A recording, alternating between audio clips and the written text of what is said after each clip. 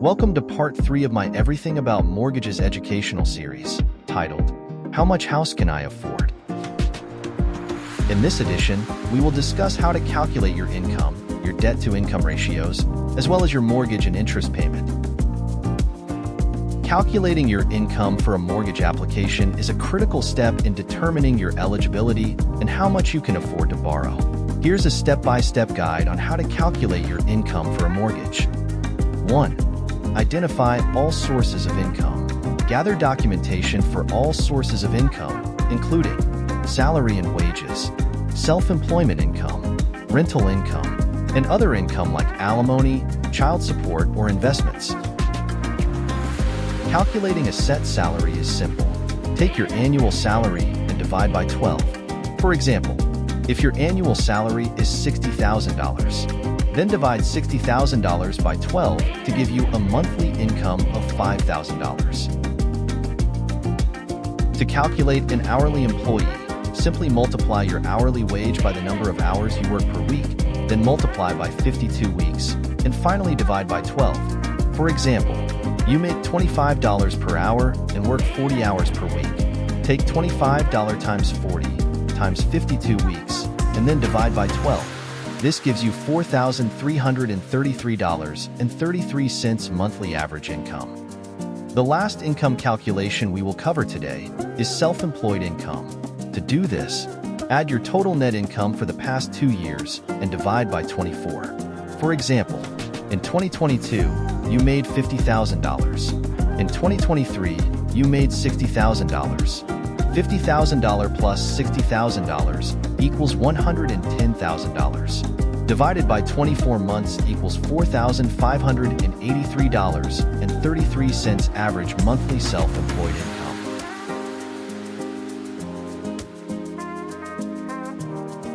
Next we have calculating your debt-to-income ratio, or DTI. DTI is a financial metric that compares an individual's monthly debt payments to their monthly gross income. It is used by lenders to assess a borrower's ability to manage their monthly payments and repay debts. There are two numbers in a DTI calculation. The first is the front-end ratio, also known as the housing ratio. It includes only housing-related expenses, such as mortgage payments, property taxes, homeowners insurance, and homeowner association dues. The second is the debt-to-income ratio, which includes all monthly debt obligations, such as housing expenses, credit card payments, auto loans, student loans, and other personal loans. For your housing ratio, add your house payment, plus taxes, insurance, and HOA due, and divide that number by your income and multiply by 100. For example, rent, taxes, and insurance equal $1,200 per month. Your monthly income is $5,000. $1,200 divided by $5,000 times 100 equals a 24% front-end ratio. For the back-end ratio, add together your rent or mortgage payment plus your debts, like car payment, credit cards, and student loans. Divide that by your gross monthly income and multiply by 100. For example, your mortgage, car payment, credit cards, and student loans add up to $2,000. Divide your debt of $2,000 by your income of $5,000 and multiply by 100 to give you a back-end ratio of 40%. As you learned in my last video, conventional loans, FHA loans, VA loans, and USDA loans have different requirements. Here are some of the requirements around DTI. For a conventional loan, typically, lenders prefer a back-end DTI ratio of 36% or less. However, some lenders may allow a DTI of up to 50% with strong compensating factors. For an FHA loan, the Federal Housing Administration generally allows a front-end DTI of up to 31% and a back-end DTI of up to 43%. For a VA loan, the Department of Veterans Affairs does not have a maximum DTI requirement but prefers a DTI ratio of 41% or less. For a USDA loan, the United States Department of Agriculture typically prefers a front-end DTI ratio of no more than 29% with a back-end DTI not higher than 41%. Although these are the typical requirements, some lenders may allow higher DTI ratios if there are compensating factors that demonstrate the borrower's ability to repay the loan. These factors may include credit score, savings reserves, stable employment, residual income, and low housing payment increase. Wrapping up the section on DTI, it is important for you to understand that your DTI ratio is crucial when applying for a mortgage or any other type of loan. It helps you gauge your financial health and determine how much you can afford to borrow. Always aim for a lower DTI to increase your chances of loan approval and secure better interest rates. The last thing we are going to talk about today is how to calculate your mortgage and interest payments so that you can determine your debt-to-income ratios and better understand the big question, how much house can I afford? While this may sound like a difficult task, it is actually quite simple. Calculating your mortgage and interest payments involves understanding the terms of your loan and applying a specific formula. Here's a step-by-step guide to help you calculate your mortgage payments.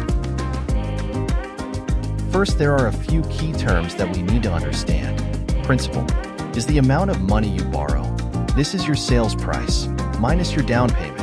Annual interest rate is the yearly interest rate on the loan, expressed as a decimal. Monthly interest rate is the annual interest rate divided by 12. Number of payments is the total number of monthly payments, loan term in years multiplied by 12. For example, a 15-year mortgage is calculated by multiplying 15 years by 12 months to equal 180 months.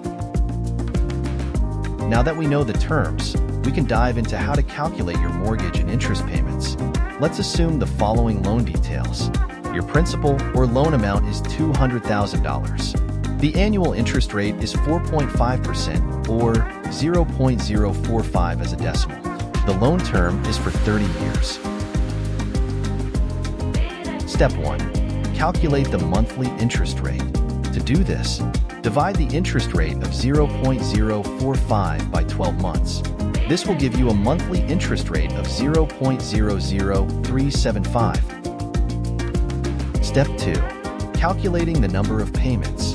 Here we take the note term of 30 years and multiply it by 12 months per year to give us a total 360 months for the duration of the mortgage. Finally, we have Step 3. Completing the formula to give us your monthly mortgage and interest payment. In this formula, M equals monthly mortgage payment, P equals principal loan amount, R equals monthly interest rate, and N equals number of payments. Notice that at the top, we now have the monthly interest rate of 0.00375, as well as 360 months as the loan term. You will begin by entering the values for each represented letter. Using a calculator or a software tool, you'll find that 1 plus 0.00375, 360 equals 3.2434. Now, plug that number into the equation. Take 0.00375 times 3.2434 to get 0.01216, and on the bottom line, 3.2434 minus 1 equals 2.2434. Now we are 2 steps away from calculating this combined mortgage and interest payment.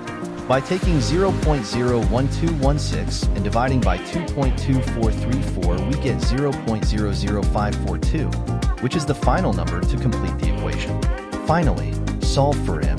$200,000 times 0.00542 equals a monthly principal and interest payment of approximately $1,083.07. Now, I'm sure that all of these processes and calculations today have your head spinning, especially if this is your first time thinking about mortgage math. To be honest, it can get the best of us from time to time, and we have to sit back and reevaluate our plans. This, I hope, helps you to have a better understanding of the work that goes into preparing a home buyer to become a homeowner. Our goal in the mortgage industry is to help you to make financial decisions around your mortgage that will help you and not put you into a bind in the long run. This is why it is important to contact your local mortgage professional. If you don't have a mortgage professional yet, please feel free to contact us at First Capital Mortgage, proudly serving Oklahoma, Arkansas, Kansas, and Texas. Understanding how to calculate your mortgage and interest payments helps you plan your finances better. By knowing the formula and the process, you can estimate your monthly payments and understand how much of each payment goes toward interest and principal. Thank you for watching my third installment of Everything About Mortgages, titled, How Much House Can I Afford? If you have further questions or need personalized assistance, feel free to reach out.